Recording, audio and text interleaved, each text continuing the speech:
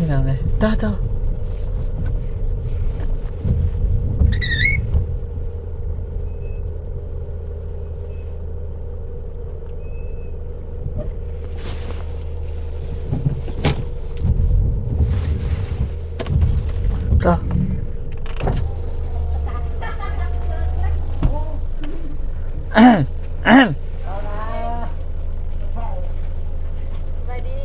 โอ้เห็นยังค่อยงงเลยครั้งแรกที่เห็นแบบเอ้าน้องโลนเดี๋ยวนี้ก็โลเท่าไรก็10,000ป่ะ10,000 กีบห้ามได้ว่าใส่เต็มเลยว่าใส่ให้เบิดเลยหัวหน้าหุ่น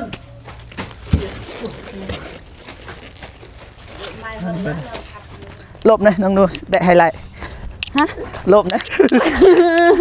ยืดเจ็บปะบอลจับมันหน่อยนะก่อนบ่เข่งมันแตกแล้วเราเลยซื้อ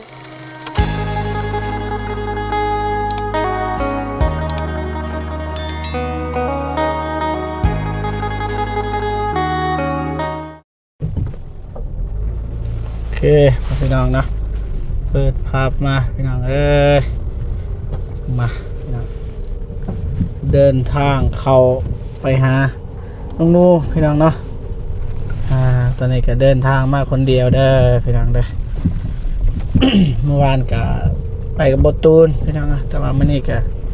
บอตูนก็ไปเวียกไปงานน้องคือกันทีมงานทุกคนนั่นแหละแต่ว่าบ่เจ็บก็มาทางนี้ก่อนเพราะว่าได้นัดกับน้องนูเพิ่นว่าฝนตกพี่น้องบ่ได้ไปไสพี่น้องนะก็เลยเดินทางมาทางนี้พี่น้องนะกราบทักทายสบายดีเด้อพ่อพี่น้องเบิดสุขสุขคนพี่น้องเนาะก็ยินดีต้อนรับเข้าสู่ช่องบ่เจ็บ Channel คือเก่าพี่น้องนะไปเดินทางไปหาน้องนูกันเลยพี่น้องนะลำบากหน่อยนึงพี่น้องนะเบิ่งนึงจับโทรศัพท์เบิ่งนึงขับรถพี่น้องที่เฮาก็ค่อยๆไปนี่แหละพี่น้องนะ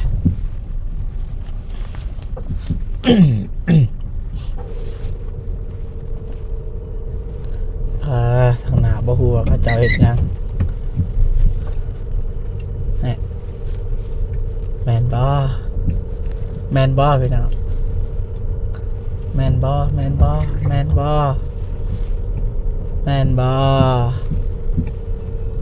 น้องนูพี่น้องเอ้ยต่อ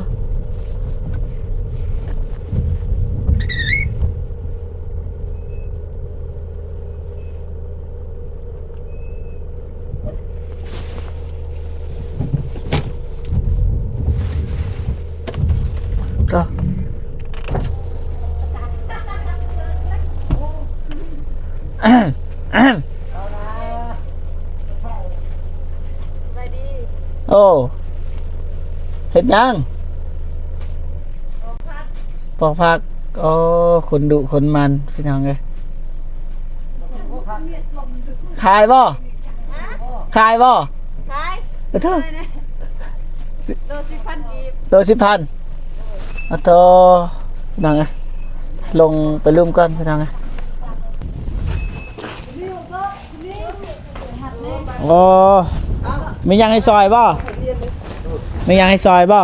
ซื้อนี่บ่ซื้อแล้วแต่ว่าเฮาสิซอยได้อยู่บ่ต้องหนูมียังให้ซอยบ่ให้ซอยนะให้ซอยนะอยากซอยซอยน่ะได้ซะเอาไหมสบายดี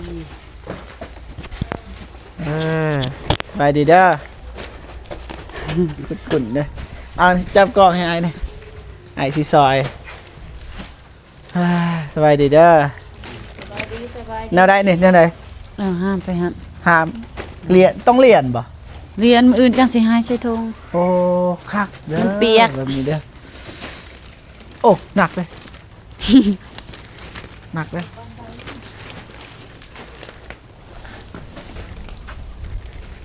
เรียนเลยบ่นี่ บ่แก่ปะ บ่ปอกแล้ว แบบนี้ปะน้องนุ๊ก เลย ถือกปะ ถือวางปะซื่อ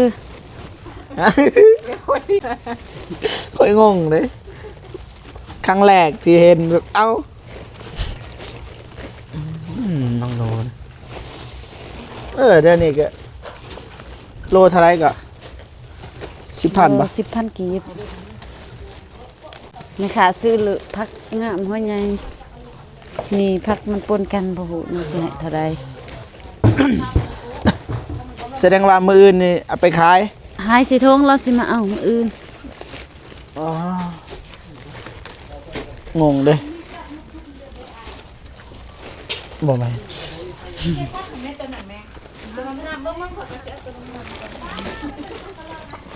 เห็นอยู่ปะ บ่เห็นน้องโนเฮ็ดเวียกบ่ได้มาทุกทีทุกเวลา จะเอาขี้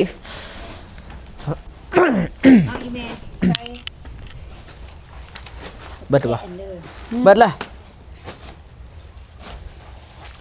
ตอนนั้นก็เรียนมาตอนนั้น เรียน บ่ มา แกะบ่ บ่และไผสิปอกผักกัน จะซอยเอาบ่แม่ นี่ยังสิเกลือมาให้หมูบ่ ฮะ สิเฮ็ด ตัวใดอีกบัดน่ะ แล้ แล้ว ว บ่ บ่ มีกันยัง เนาะตัวนี้ก่อนก็ได้นี่น้องโน จักหน้อย เดี๋ยวไปหาเอา ฮะ เรียนเป็น คอย เบิ่งหา คอยอยากเฮ็ดไก่น้องโน โอ้น้องนู้พูดย่างไปอยู่พุ่นน้องนู้ สิปอกนี่ สิปอกกันนี่บ่ สิปอกผักเพิ่น ปอกก็ได้เฮาสิปอกซอยสอนเด้อเฮาบ่เคยเด้อสอนเด้อ ฝนตกโอ้ย เบิ่งนี่เด้อเที่ยงนี่บ่มื้อก่ออะตะ ผักอีหยังนี่แม่นบ่ ผักกะหล่ำปีดุนน้ ให อ ญ่ ย แท้ ดุนจิ๋วไก่โพด เก็บใส่นี่ก่อนหัวหน่อยก็สิเอามาแกงให้หมู แบบใดเอาลงเลยบ่ โดย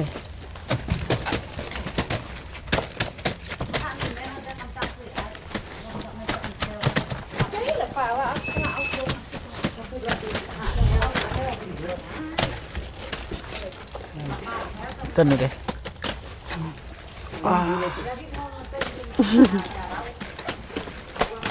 ของไทย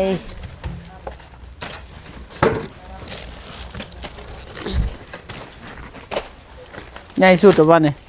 น้อยสุดใหญ่สุดอยู่ อ๋อฮะเซมูป้าเสียดายเด้ทั้งตัว เอาเสียดายก็เอามือ เอาบอกแล้วมือโอ้หมูปูเป็นปีใช้เวลา บ่ฮอ จักเดือนน่ะนี่ผักน่ะ3 เดือนโอ้ใส่เลยกระบังใหญ่ๆเสียงไว้ ญาติก็เห็น จะได้ FC เห็น ว่าเป็นหยัง ใครว่าทิ้งเงินไป50 โอ้มาเงินคอยเงินคอย เรือใส่บ่จะบ่เอา สนุกเบิ่งแหละบอกแม่นเขาหยอกโอ้ย คิดว่าไปเคี้ยว จักหน้อยว่า ห้ามได้ว่าใส่เต็มเลย ทิมมานี่ ว่าใส่ให้เบิดเลย สู้หัวหน้าหุ่น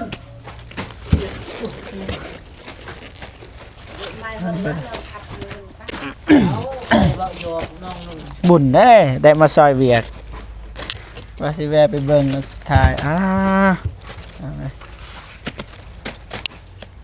ตัวใดงามสุดตัวนี้บ่ตัวนี้รถบ่ 3,500 โลนึง3,500ใครถือเนาะ ถึกแล้วก็ซื้อ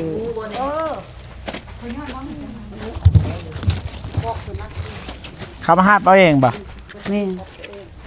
คนเท่าใดมาหาบ ทุ่งเซ็ตเอามาขายสาขาปักเซ่ไปขายปักเซ่ จะบ่หับไปขายบ่ สิครับมาขายอยู่เมืองจึงพุ่นละ มีว่าคนซื้อตะกิน เอากระลองก่อน ได้รถเฮาเมื่อใดวะ บ่ได้อยู่ดอกมันได้บ่หลาย โอ้มือกอก ทางนี้ ไปได้ ไปอยู่นี่ก็สิเอา อยู่หันละ เอามาเลยแล้วบ่ เมื่อใส่ เมื่อไว้อยู่เฮือนมาเฒ่าหนักเลย มันจะนักเลยเนาะ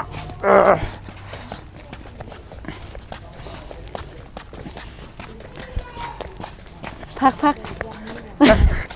ก่อน โอ้ยมือกองเลยบ่เบิ่งจะก็เบิ่งใส่โทรศัพท์ข่อยแน่อุ่น มือจนปาก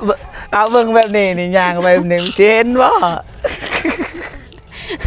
นั่น อ่า เจ็บแห้งบ่ เอาเจ็บแล้วมื้อนี้ก็ห้ามแบบนี้ โอ้หาเบิดมือเลย โด้วย อยู่ใส่เสือ นี่ ลบนะน้องดูได้ไฮไลท์ ฮะ ลบนะ หยุด เจ็บปะบอลจับมันหน่อยนะก่อน บ่เข่งมันแตกแล้วเราเลยเสริมพอได้ใส่ ไอรถบ่เป็นหยังเขาบ่ยิงนี่น้ำเฮาไปพุ่งหรือบ่ใหม่เบิ่งนะ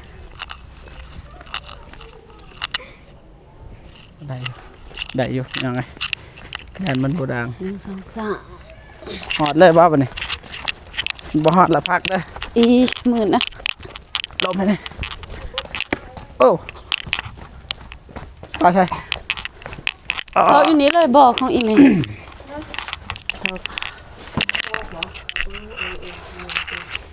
ทอกสินี่เลย มันสิตกเรียนก็ได้ มันดน เดิน สาแล้วสิใส่เข่งบ่จักค่อยๆของอีปะเฮ็บจ้ะเด้อบ่นะสิให้สิซ้อมผักแม่เตี้ยนี่นะผักอีปะแล้วเด้อค่อยๆ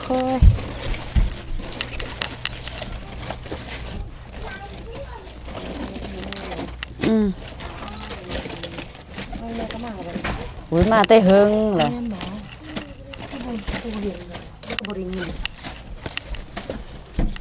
ไปยัง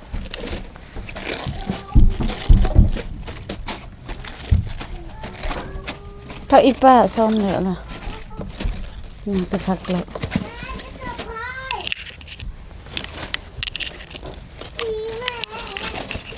เอาลงก่อนปรุงลงหนัก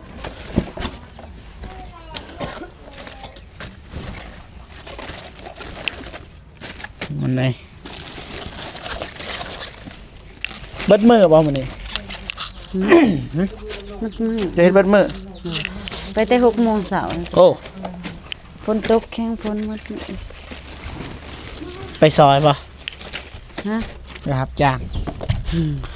จ้างก็แม่นไปก็มีบ่มีเงิน อ้าว เรียนดีๆเด้อ บ่มีเงิน เด้อ ฮะสนใจอยากหาเงินบ่มีเวียกอยู่ เสียหยาชวนกาแฟบ่ บ่นะ เวียกก็ได้ค่ะ บ่มีหยังหรอกจังหน่อยจังเว้าอีก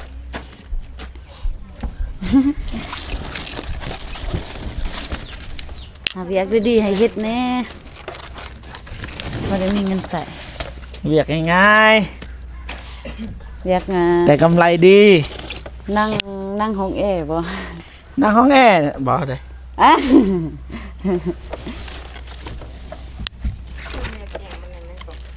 บ่แจ้งบ่ใช่เบิ่ง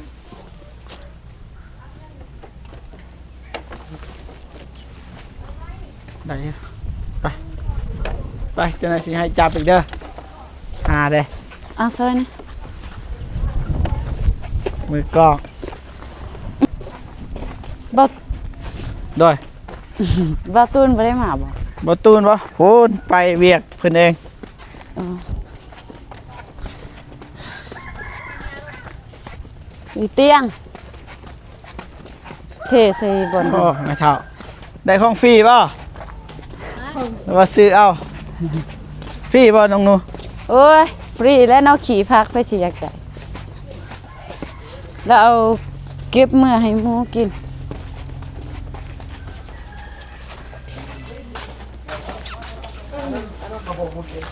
ใช่ว่าพักบ่งามแม่นี่ นี่เลยน่าบอก ได้แล้วหาปัญหา รถมาบุญกันแล้ว บุญหล่นแล้วเนาะ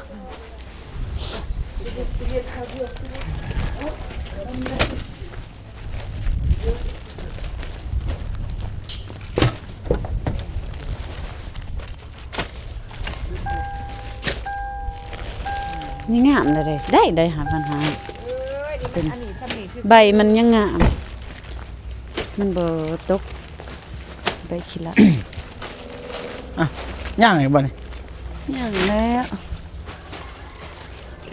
ลงมาเลย เอาเม็ดนั่นเลยสิสอมไว้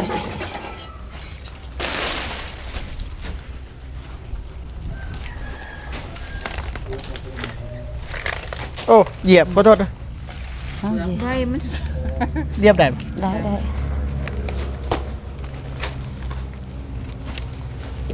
โอ้เลือกตัวงามเนาะโอ้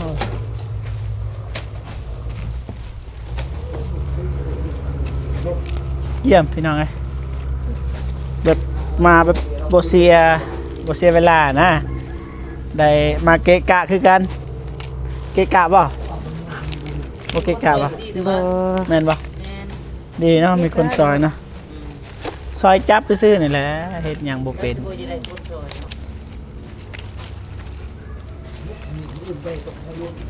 โอ้รุดเด้น่ะหักเบิดเลยจะโยนลงเก๊ะ เด้หับน้ำดอง เดี๋ยวโยนเด้อมันสิหักมันสิเสียของเจ้า ซื้อผักมาหน่อยเจ้าซื้อผัก แมนมาซื้อผัก นี่แหละมือแรกนี่แหละมามามากินซอย มัน มากินซอย ในราคาผักกูจะรับมาซอยเนาะ แม่นแม่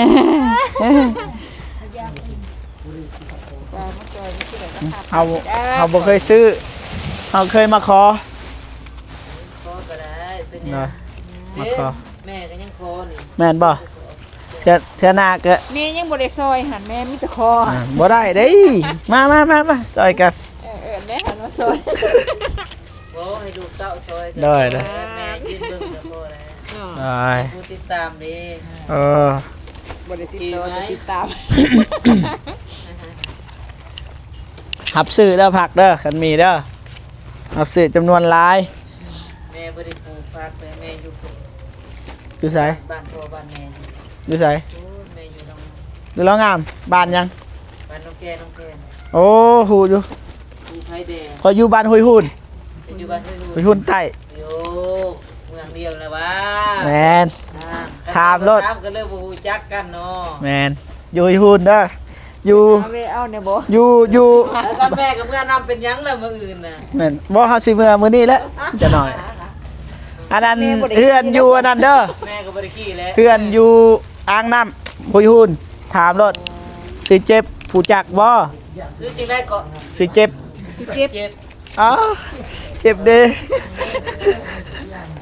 โอ้ยลูกไปย่ามบุญมันมักไปดอกมันมีหมู่ได้อยู่ให้หมู่ อ๋อผู้หญิง หมู่ผู้หญิงบ่ได้เป็นหมู่หักลูกคอยเป็นผู้ชายแต่ว่ามัน กันกับบ่จัก คู่แข่งค่อยเลยฮันกัน เป็นผู้ชายเท่านั้นนะ จักแล้ บ่รู้ว่าคนแข่งใดแข่งเรางามเอง โดยเฮากระตูคนกระตูเด้อสูบกระบัง นี่คือเหมือนกัน บ่สูบปะนี่ อยู่นี่บ่ แต่ สุก ว่า แม่บ่แน่ มันเฮ็ดเวียกมันบ่สูบมันอยู่เอื้อนเฮ็ดอยู่แล้ว ผู้ใด ลูก อันนี้บ่ เด้อติ บ่สูบ สูบ บ่ สูบกระบังนั่นแหละ น้องหนูบ่สูบน้องเคยไปอยู่แล้วกับน้องหนูเราบ่สูบ เขาเศร้าแล้วบ่ตำหูอันนั้นสินอันนั้นโอ้ยงามเลยก็ตาย แม่นบ่บางคนก็ยังบางคนก็บ่ยังนะสุรายยังนะ แต่ว่าเดี๋ยวนี้เห็นตัวบนเอาเฮ็ดอันนั้นทำเขา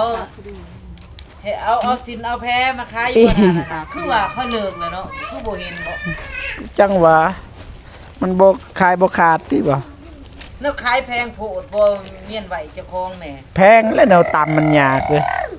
อ้าวน้ำน้อยโอ้มาทำน้อยเลย เจ้าในเมื่อทางใดข่อยสิถามเมื่อทางข้าแป้งบ่ แม่น ข่อยก็ยังมาทางนั้น ไปเมื่อ ข่อยขี่รถจักรมาข่อย โอ้ปานนั้นว่าเมื่อนำกันบ่ขึ้นนะทำหน่อย ตกได้ลูก แต่อยาพักเว้เนาะ ตาตีน เว้พักข่อย อ๋อยังโดนสิเมื่อ โอ้ย พอเฮา ก็ยังโดนคือกันมื้ออื่น เลาะถ่ายโอ้คันยาแล้วจ่อย เจ้าได้แล้วบ่เขาให้แล้วบ่พัก หึ เขาให้แล้วบ่ จักน้อยเขาว่าขอช่วยเวียกก่อนซองหัวเพิ่นว่าสิให้โอ้ โอ้ยเขาบอกว่านั่นดอกสิให้แต่ส่ง ซ้ำนั้นเสื้อนี่ โอ้ เอาผักมันมีแต่ซองแบบ สิไกลยังแต่บ้านก็ได้เนาะ เด้อเมื่อทางนี้ก็ได้บ้านพักกูดก็ได้ เมื่อทางผู้ดำควน หิบ่ล่ะไปทำ นะ ไปทำพระกูหินบ่หลายบ่ บ่ว่าขี่รถจักรได้อยู่ แต่ว่า ใหญ่บ่ได้แม่นบ่ บ่ หินหลายเนาะ ก็บ่ร้ายแต่ว่ามัน ขอบใจเจ้าของพักในเด้อ เด้อ จ้า มื้อหน้ามาอีก ปล่อยมาเรื่อยๆเด้อ ได้ เพื่อนพอก็ดี อ่า ไม่อยากเพิ่น ได้มื้อหน้าสิ กิน ปุ บ่สมมาเวียงกับเมีย พอละ อยู่ดีแม่ น้องหนู เด้อ เบิ่งสิหามซอย สิไปบ่ได้บ่ นะสิเรียน เบื้องได้ของเบิ่งของเจ้า นี่เบิ่งนี่มานี่ บ่แลนี่เจ้าตางนี่เจ้าตาง ฮะนี่ขันวะนี่เอานี่ขันขัดก่อนก็ได้น้องหนูมามือกอกมาคัด แล้วมันจะตั้งล หัวผักนั้น ำจะตั้งเลยลำออกพี่นอนขึ้นนอน พ่นเอาใหม่พ่นก็ได้น้องหนู ลมเอา เอามันนอนบ่ เอาบ่ใหม่ เอามันนอนแล้วก็มาตักแบบนี้เด้แบบเฮาขีดเสร็จเอาใส่ตัวกระดองขีดเสร็จ แบบนี้นี่ เยอะแบบนั้น อ๋อ เอามันก็สิแห้งบ่แหละ ฮะ มันสิ บ่ตัวนี้ก็ แห้ง กระยามันเนาะตัวนี้กระยามัน ยังไม่แห้งบ่ บ่ขยันมันสิบ่ไหล เอาใบกระสันเอาใบ บ่ทมิดนี่เฮาคั่นก่อนก็ได้ให้เฮาฮู้เป็นเจ้าไผเจ้ามันนะนี่คั่นก่อน สัด นี่ พอละซ้ำนี่ ได้แล้วบ่บัดนี้ คั้นให้มันสุดดิ นี่โอ้ได้บ่ ได้อยู่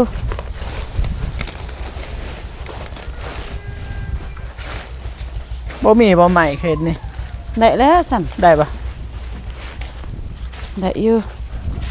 โอ้น้องหนูเฮ็ดแล้วตัว อ้าวนอนเด้ออีหล่ะมื้ออื่นจังสิยัดใส่ถุง มื้ออื่นยัดใส่ถุงเลยบ่ เลย3 โมงเช้า โอ้3 โมงเช้าเพิ่นบ่ โดย โคตรโพ 8 โมง มากันเลยฮะ ให้ขามาเอา8 โมงก็เขาจะมาขายอยู่ปักเสเด้ อ๋อ สาขาปักเสเขามันผัก เมื่อสากกับบ่ได้ขายพักงามนี่เมื่อสากก็ได้ขายนะ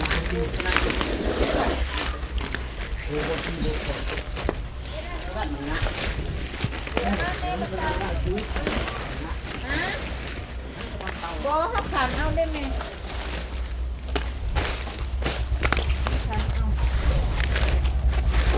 ขี้นี่ไปทิมชวนกาแฟขอยเด้อ ใส่กาแฟจังหวะนี่ นี่สิขอน้ำเหล่าออกมาตั้งให้มันนอนแบบนี้ก็ได้ให้น้ำไหล ก็น่าสิไล่อยู่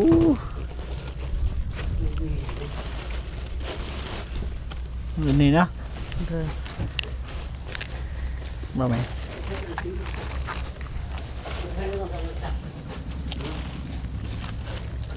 เอา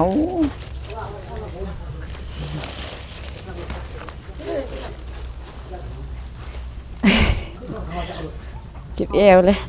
แจ้งว่าเบิ่งน่ะ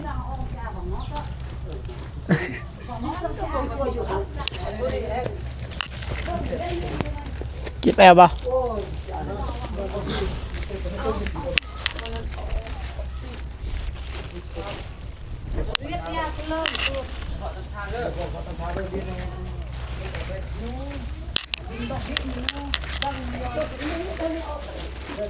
แล้ว nó bằng lực nó ăn được giá nó tôm đi lực cho hắn lại riêng ai tôm nó rất coi em xỉ giá ได้อยู่คันตีให้มันสุดเบื้อง หืม คันให้มันสุดเลย โดยหัวหน้าโดยหัวหน้ายินได้ป่ะ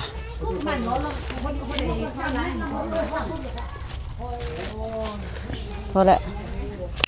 โดยหัวหน้าสั่งในใดก็เฮ็ดได้พี่น้องไงยากเลยบ่ฟังความเลย บ่เคยเฮ็ดบ่เคยเฮ็ดก็บ่ฮู้เลยมันเคยเฮ็ดเจ้ามันคนละเจ้า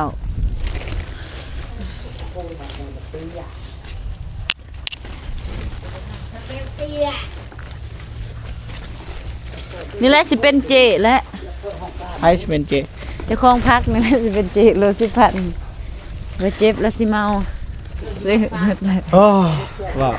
โลข่อยบ่สิเมาเพิ่นมีเงินแต่ไสข่อยก็ยังมาหาเงินนำเจ้าอยู่ตอนนี้ อ้ายเจ็บนะซื่อๆเจ็บซื่อ แม่นเบิดบ่โดย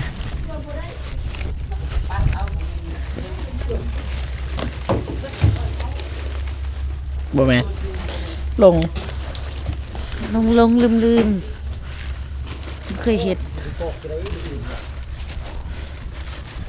ครั้งแรกเด้น้องหนู เลย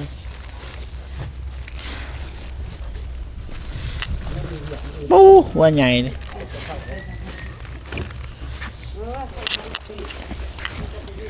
เป็นหยังจึงปลาแบบนี้น้องหนูสาเหตุเพราะอะไร บ่ให้มันเน่า บ่ให้มันเน่า เลยให้น้ำมันไหล น้ำมันไหลออกว่า ฝนตกเด้มันสิถึกน้ำนั้นมันสิสะ เด้อถึกอยู่บ่มือกองนะ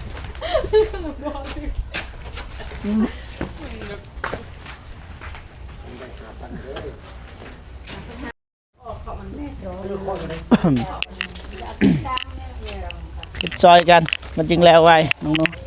ตกใจละลาย ๆข้อยเฮ็ดบ่เป็นดอกแต่ว่าข้อยก็พยายาม ได้แล้ว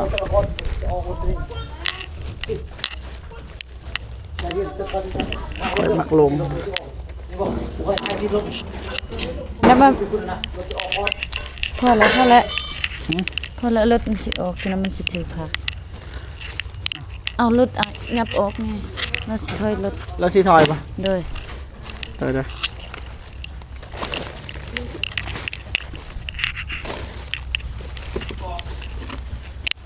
วิทย์บ่ ถอยรถออกปะเด้อหยุดคลิปก่อนก็ได้เด้อถอย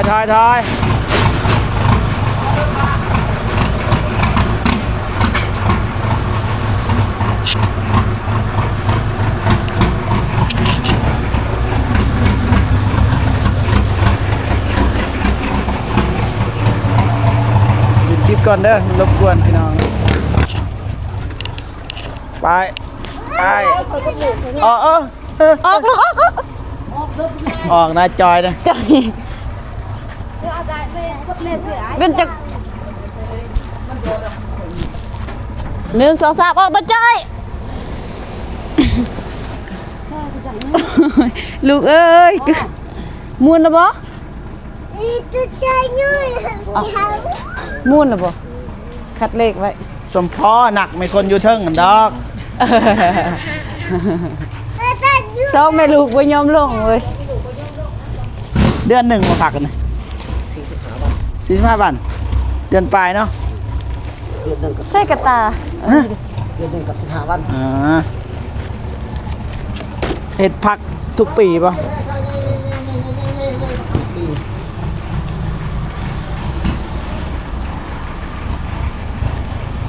ช่วงนั้นเฮ็ดตู่นะท่านตู่เสียงว่าง่ายป่ะแม่นป่ะเป็นวงป่ะอิเล็กโทรนอ๋อเป็นนักห้องป่ะ ฮะ โคศก แน่ใด เด็กโคศก โคศกโอ้ ห้องเป็นโคศกเลย ครบเลยโคศกเสียงหวาน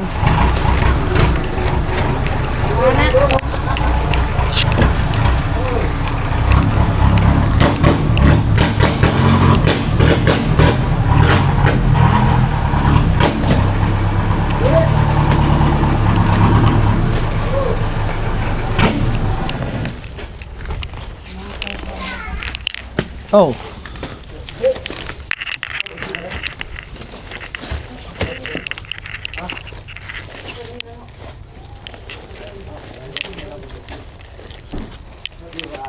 โอ้หักเลยลุกเลยมาซอยหรือว่ามาทำลาย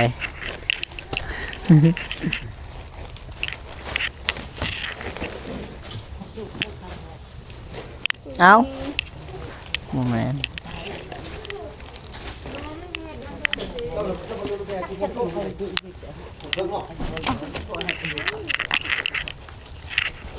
มือกลองโอ้ขักเนาะมือกลองนั่นไรตัวนี้ป่ะประมาณอะไรซ่องปานปลายป่ะผู้ใหญ่ซื้อให้ FC ที่เบิ่งคลิปเฮาหั่นแหละซื้อให้โทรศัพท์เป็นยังละเขาเจาะซื้อให้เบิดนับแต่รถพุ่นแหละ บ่มีของตัวเองมันจะหมูซื้อให้ ดีแต่ว่า ผู้ว่าเป็นหยังจึงซื้อผู้ว่าเป็นหยังเขาจึงซื้อให้ บ่ฮู้ คือนั่นนี่เลยมานั่นนี่เห็นหมูเห็ดหยังกับมาซอย เออใช่เขา แม่นบ่หมูผู้มีเงินกี่ต้นเฮามัน รถไฟ ทิ่มต่อตัวนี้ ทิ้งแล้วขี่พักไปสิเอา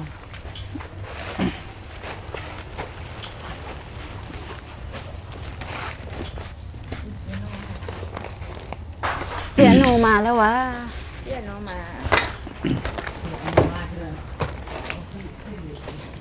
โลเท่าไหรเนี่ยตัวนี้ หัวใหญ่7,000 ฮะ คันหัวใหญ่7,000 โล7,000หัวแบบนี้เด้ โล7,000ได้บ่แม่นว่าหัว7,000 ก็โล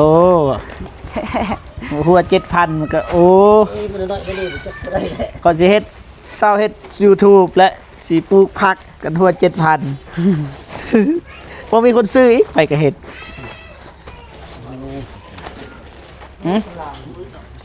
บ่มีนะไปก็เฮ็ดเอ้าต้องถือนะเอ้ารู้สึกว่าสะเนาะรู้สึกว่าสะคนอยู่เทิง สู้ๆเอ้ย ไหวแน่ เลยเลยจักร้อยแล้วพักไปนี่ โอ้คักเลยอยู่หั่นโยนเอาโอ้เธอ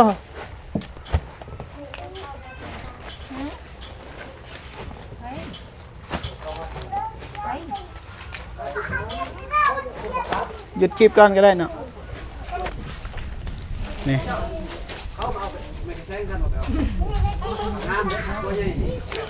ยังลายอยู่ยังจักสมองน้องหนู บ่ฮอดสมองจนนั้นก็แล้ว มาสมองมาสีซอยให้มันแล้วนะพี่น้องไงกระเทินในซอยเลยสีซอยเกะกะเนาะ บ่แล้วก็ โอ้ ให้มันแล้ว พิษฮีดเลยกันผักน้องหนูมาได้แล้ว โอ้